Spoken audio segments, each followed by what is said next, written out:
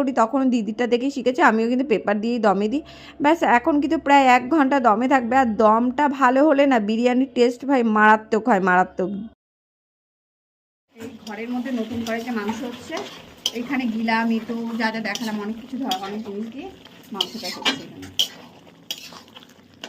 সব আজকে দিদিদের নতুন নতুন জিনিস দিয়ে রান্না হচ্ছে। দেখো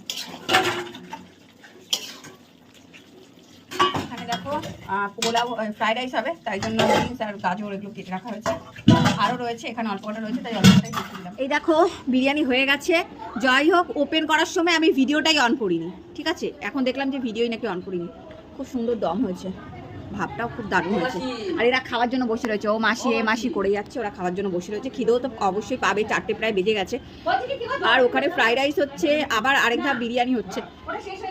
তো চলো এখন বিরিয়ানিটা ঢালবে।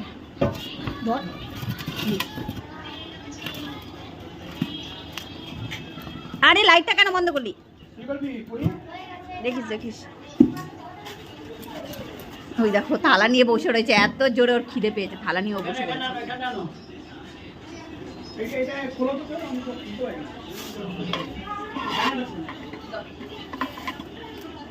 আরে দেখো বিরিয়ানি খাওয়ার জন্য ওর কি আনন্দ। আরে দাও দাও দাও, ওকে বিরিয়ানি আগে দাও। হ্যাপি বার্থডে, হ্যাপি বার্থডে বলো।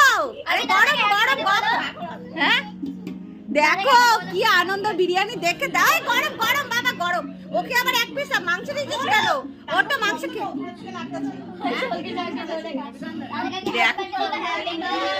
লাগিয়ে দিয়েছে, কি লাগিয়ে দিয়েছে দেখো। এ খাওয়া শুরু করছে।